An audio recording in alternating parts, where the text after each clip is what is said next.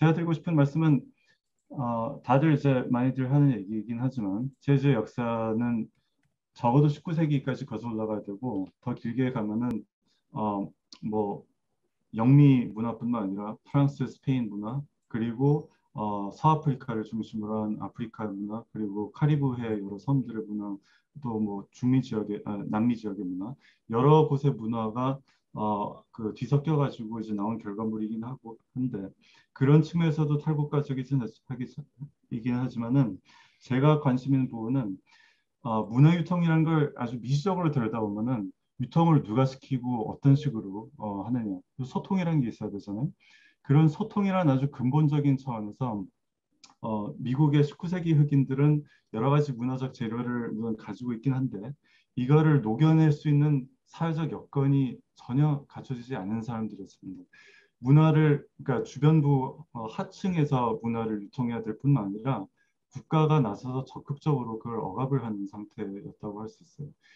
이거는 뭐 여러 가지 차원에서 얘기할 수 있는데 근래 흑인들의 사회사에 대해서 뭐 여러 가지 연구가 계속해서 나오고 있는 연구들이 보여주는 바 중에 하나는 미국의 자유의 땅이라고 이제 그 19세기부터 민주화가 일어나면서 알려질 때 철저히 그럴수록 더 이동의 자유, 소통의 자유라는 것은 백인들의 전유물이라는 게 더더욱 법, 제도 모든 부분을 통해서 또 문화적인 가치들을 통해서 표면화됐거든요.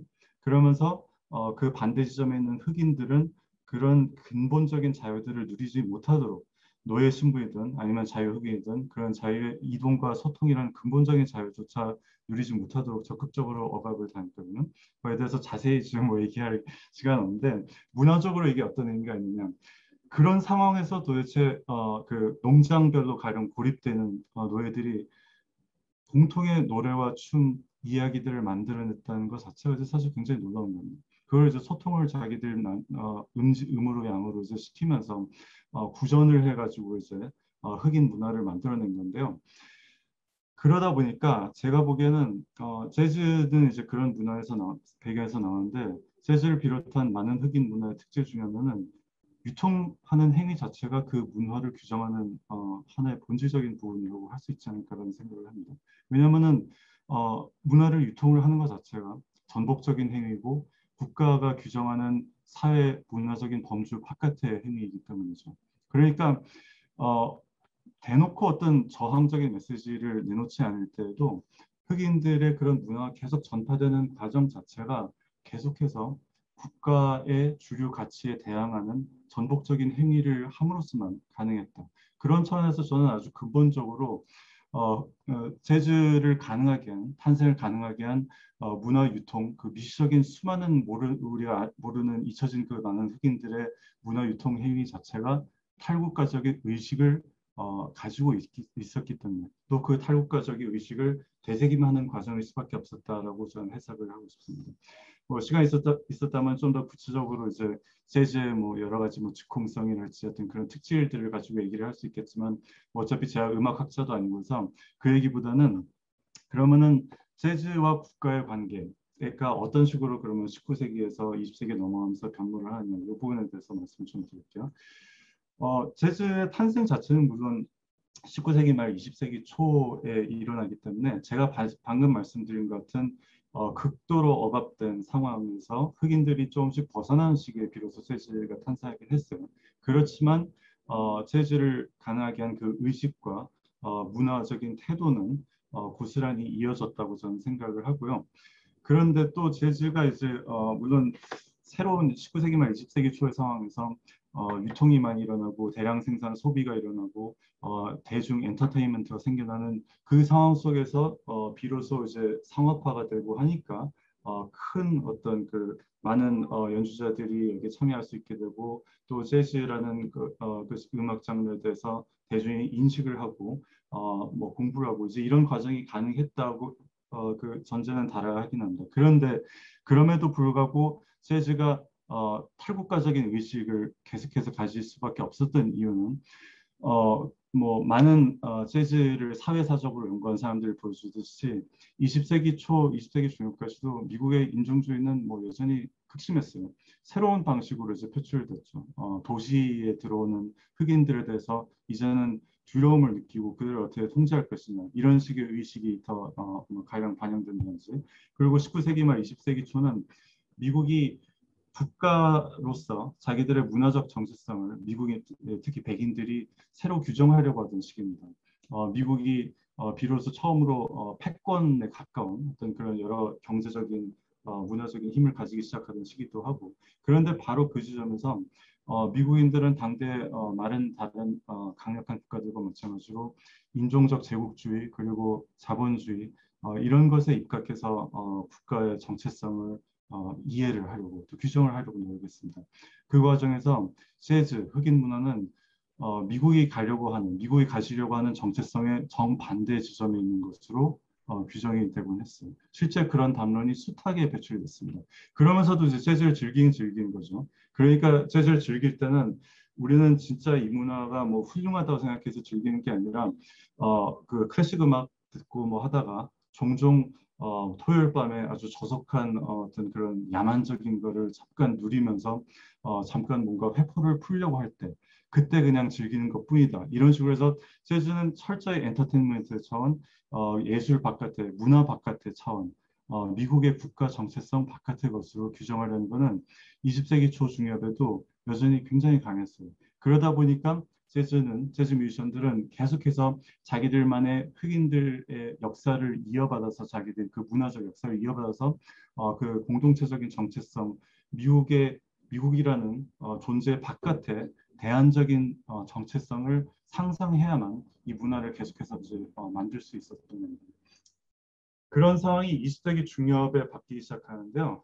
그 바뀌는 큰 이유는 미국이 패권을 본격적으로 행사를 하기 시작하고 세계 여러 곳에 개입을 하면서 이거를 정당화를 해야 되는데 처음에 이제 뭐 독일한테 대항해서 2차 대전에 참전하는 거를 정당화한 것, 그 다음에 이제 냉전 초기에 소련과의 경쟁을 빌미로 사실은 중남미, 아시아, 아프리카 뭐 온갖 신생 독립국들에 이제 다 개입을 하죠. 이거에 대해서 당연히 여러 곳에서 공격이 들어오죠. 미국은 그거를 정당화하면서 우리는 민주주의 자유를 전파하려는 거다. 그런데 이제 소련뿐만 아니라 많은 미국에 대해서 의심에 늦죠. 미국의 도덕적인 위상에 대해서 의심하는 사람들이 당연히 미국 내 존속하는 인종 문제를 주목을 하겠죠. 그리고 그거를 허위로서 이제 꼬집겠죠. 그러니까 이제 미국에서는 국가 차원에서 이미지 쇄신을 하기 위해서 여러 가지 방안을 생각을 해내는데 그 중에 하나로 재즈를 이제는 국가적인 문화로 수용을 하죠. 왜냐하면 흑인들이 만든 문화고, 그래서 처음으로 그 전까지는 흑인들과 백인들이 같이 공연한 모습을 가령 텔레비전으로 내보낸다든지 하는 거는 금기시됐었는데 이제부터 정치적인 이유로 갑자기 일부러 흑인들만 있는 뭐 밴드인데 거기다 백인을 집어넣어서 흑인 리더 밑에서 백인이 연주한 모습을 전 세계로 내보낸다든지, 그리고 재즈 앰베서더 프로그램이라는 거를 1950년대 미 국무부가 돈을 투자를 해가지고 세계 여러 곳에 특히 신생 독립국들의 재즈 뮤지션들을 보내서 미국이 봐라 이렇게 인종주의적인 나라가 아니라 인종 화합을 향해서 나아가는 나라다라는 모습을 보여주려고 노력합니다. 그러면서 이제 재즈가 비로소 재즈에 대한 교육 뭐 여러 가지 이런 측면에서도 투자가 일어나고 문화적 위상도 이제 올라가면서 재즈가 그때부터 미국의 음악 이런 식의 이야기를 듣게 되는 겁니다. 여기에 대해서 그 후로 수많은 이제 논란이 있어 왔는데 아주 짧게 그냥 간단히 말씀드리자면은 한편에서는 이렇게 격상된 재즈의 위상을 수용을 해서 재즈가 미국의 고전 음악이라는 식으로 규정을 해야 된다. 여기에는 보다 큰 흑인들의 미국 사회 내에서의 위상에 대한 사회 정치적인 인식이 이제 같이 결부되어 있는 겁니다. 특히 흑인 중산층들 중심으로 미국의 흑인들의 역사에 대해서 그래 우리 과거에는 핍박을 받았는데 어쨌든 간에 미국의 이 가치들은 제대로 된 거였기 때문에 미국의 그 가치들 속에서 흑인들이 노력을 해서 편입이 된 것, 그러면서 주류 사회의 가치를 조금은 이제 좀 더 포용적으로 바꾼 것, 여기에 의의를 두려고 하는 측이 있고, 그래서 재즈는 그런 측면에서 볼 때 미국의 그런 어떤 궁극적인 포용의 역사를 다문화주의적인 역사를 상징적으로 보여준다라고 그래서 미국의 음악이다라고 바라보는 측이 있고, 거기에 저항을 끝까지 하는 측들도 있습니다. 그들이 보기에는 재즈가 탄생한 이유 자체, 재즈가 가지고 있는 그 의식 자체는 아까 제가 얘기한 것처럼 대안적인, 꼭 저항적인 건 아니어도 대안을 상상해야 되는 것. 19세기의 노예들이 도저히 자기들의 이 현실 바깥의 어떤 그 희망이라는 것을 상상할 수 없는 상황 속에서도 희망적인 메시지를 노래와 춤을 통해서 서로 주고받았던 것처럼 그게 이제 바로 어떤 대안적인 상상을 한다는 거거든요. 그러니까 그거는 미국 바깥을 한 번도 벗어나지 않은 사람들이라고 하더라도 국가라는 상상된 공동체 바깥에 문화적 자의식, 문화적 공동체를 무에서 유를 창조해야만 가능한 일이고 재즈는 그런 정신을 이어받은 것이고 그렇기 때문에 그런 유연함 때문에 수많은 미국뿐만 아니라 세계 어디서나 서양 중심주의, 자본주의, 제국주의에서 핍박받는 모든 사람들한테 희망을 주고 그들이 대안을 상상, 불가능 속에서도 대안을 상상할 수 있게 또 소통을 통해서 자기들이 서로 그 위안을 주면서 그 문화를 창조할 수 있게 하는 그런 어떤 하나의 틀이다.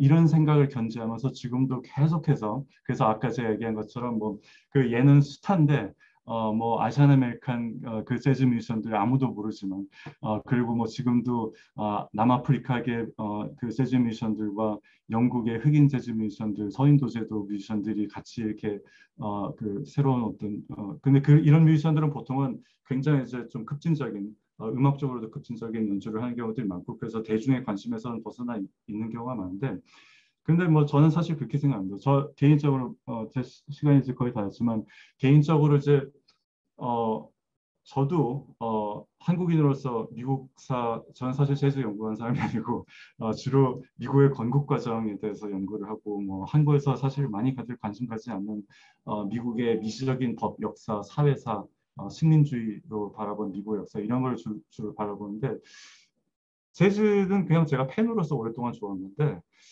그러다 보니까 좀 이런 생각이 들긴 하더라고요. 이런 아무도 관심 가지지 않는데도 계속해서 대안적인 상상을 하면서 이런 문화를 만들어내고 있는 저 수많은 그 뮤지션들을 보는 것 자체가 이들이 계속해서 주류 사회에 편입을 하지 못하더라도 그런 식의 다른 생각을 가지고 있는 사람들이 계속해서 존재하는 게 무언가 의미가 있지 않을까. 그런 사람들끼리의 유통, 문화적 유통이라는 게 있다는 것이 무언가 의미가 있지 않을까. 그래서 저는 거기를 보면서 그런 뮤지션들을 보면서 지금도 계속해서 영감을 얻고 저랑 거리가 멀지만 제가 하는 공부에 대해서도 뭐랄까 어떤 동질감을 느끼는 부분도 있는 것 같습니다. 그렇게 마무리할게요. 감사합니다.